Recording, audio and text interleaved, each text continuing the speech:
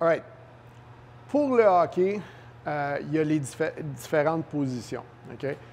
On peut parler des forwards, on peut parler des goalers, mais ça revient, tout ce qui est en avant, on va séparer goaler puis position en avant. Fait que défenseur, ça peut être des attaquants. Il y a des petites différences, mais en général, on veut les entraîner pas mal de la même façon. Pas vraiment une grosse différence entre ces deux-là.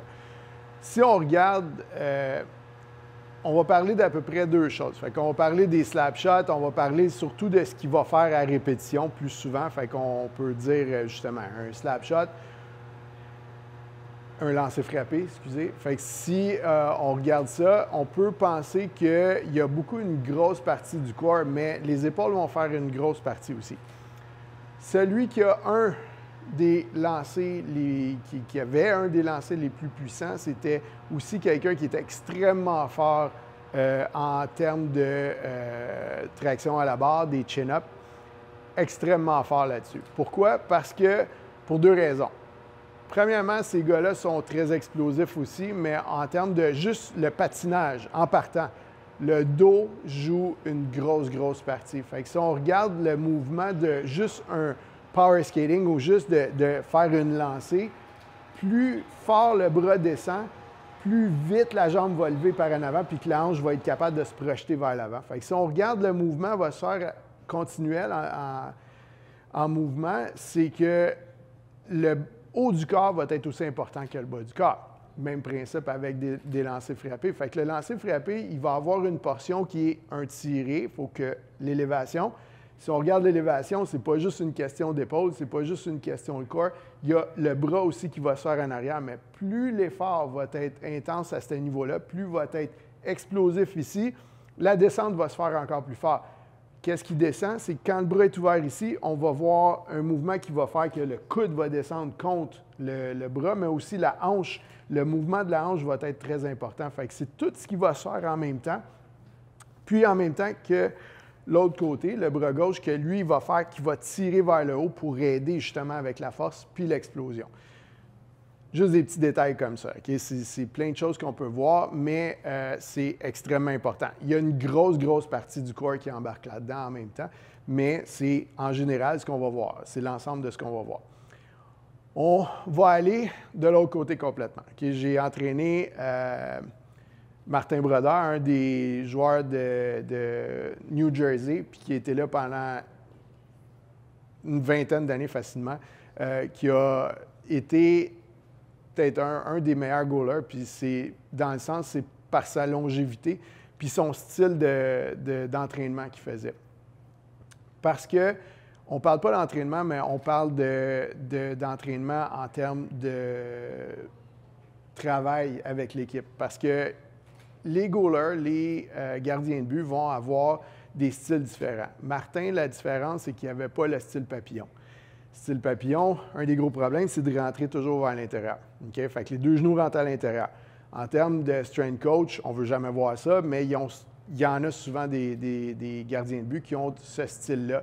Mais si vous voulez, s'ils font ça pendant plusieurs années, vous allez les voir marcher par la suite, vous allez voir que, ils ont tous des problèmes de hanche. Martin n'a jamais eu ce problème-là. Par exemple, lui, il avait le style hybride. Hybride, il travaillait un peu plus avec le haut, mais il était toujours un petit peu plus droit. Fait que ce que ça voulait dire, c'est qu'il travaillait un peu plus avec ses bras.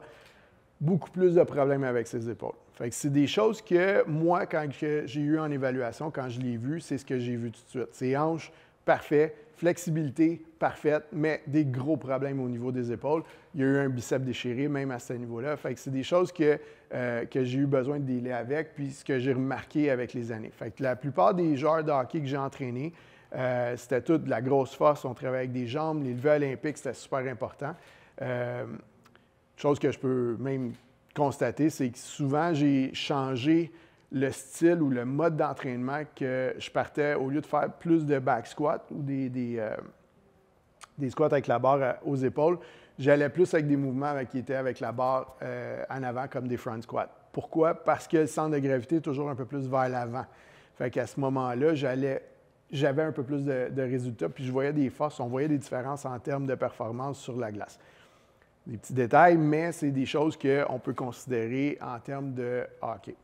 All right. En termes de facteurs limitatifs, on parlait tantôt justement des blessures que je voyais surtout avec les gardiens de but. Fait qu'on voyait les hanches, on voyait le bas du dos aussi, les épaules, tout dépendant du style qu'ils vont avoir. En termes de blessures, j'ai eu beaucoup de commotions cérébrales en termes de hockey. On en voit peut-être un peu moins à cause qu'il y a un petit peu moins de bagarre, mais c'est quand même présent pour des coups, pour justement des plaqués. Mais souvent, on peut voir aussi quand on se fait plaquer contre les bandes, c'est des blessures qui c'est plus un impact. Ce n'est pas nécessairement une blessure d'usure.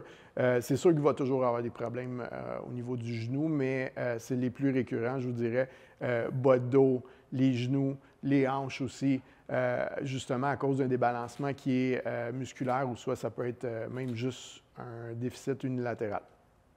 C'est des choses à considérer. Il y a aussi l'âge.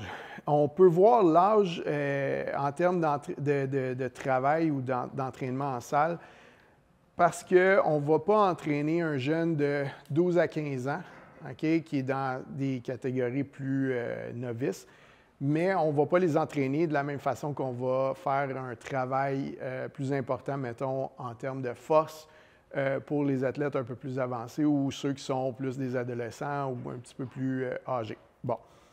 Ça veut dire que les athlètes plus jeunes vont peut-être avoir un pic qui est vers 17 à 18 ans. Ça, c'est un exemple que je vous donne. On ne peut pas les entraîner non plus trop en force parce qu'on ne veut pas on veut pas arriver à un pic en termes de force et d'entraînement puis de performance trop rapide. Fait qu'on ne veut pas avancer trop rapide en termes d'entraînement. Fait que ça veut dire que des jeunes qu'on va avoir de 12 à 15 ans, on va pas nécessairement travailler en force. Il ne faut pas non plus perdre notre temps avec du gros power skating s'ils ne sont pas balancés au niveau musculairement. De là, l'évaluation va être très importante, mais il faut penser aussi qu'il y a la croissance là-dedans. Fait que là, on ne peut pas prendre un entraînement d'un pro, le mettre sur un jeune, penser qu'on va avoir les mêmes résultats. Même souvent, c'est que si on va trop rapide en termes de développement musculaire ou en termes de développement de performance, ça risque de coûter la carrière de l'athlète parce qu'il va piquer un petit peu trop rapidement. Fait que quand il va arriver dans les 20-25 ans, en général, où est-ce qu'on veut voir un maximum de performance ou être au meilleur de sa forme, ça va arriver un petit peu trop rapidement. Puis à cet âge-là, quand il est supposé de performer, il va être en déclin. C'est quelque chose qu'on ne veut pas voir avec des athlètes, surtout pas avec des jeunes en pleine expansion ou qui vont réussir à avoir des gros contrats, par exemple. On ne veut pas couper ça tout de suite en partant puis dire qu'on va les faire performer ou piquer trop rapidement dans leur âge d'entraînement. Puis le dernier facteur à parler, facteur limitatif, c'est les systèmes d'énergie. Okay? On n'entraînera pas un goaler de la même façon qu'on va entraîner un forward, OK, ou un joueur avant, mais il faut penser en termes de temps de travail. On sait qu'en moyenne, on va avoir des joueurs qui vont être souvent sur la glace, ça dépend des trios, mais aussi, il faut penser que le temps de travail, en majorité, en moyenne, c'est 45 secondes de travail constant, d'échange, puis de travail quand même assez intense avec des power starts.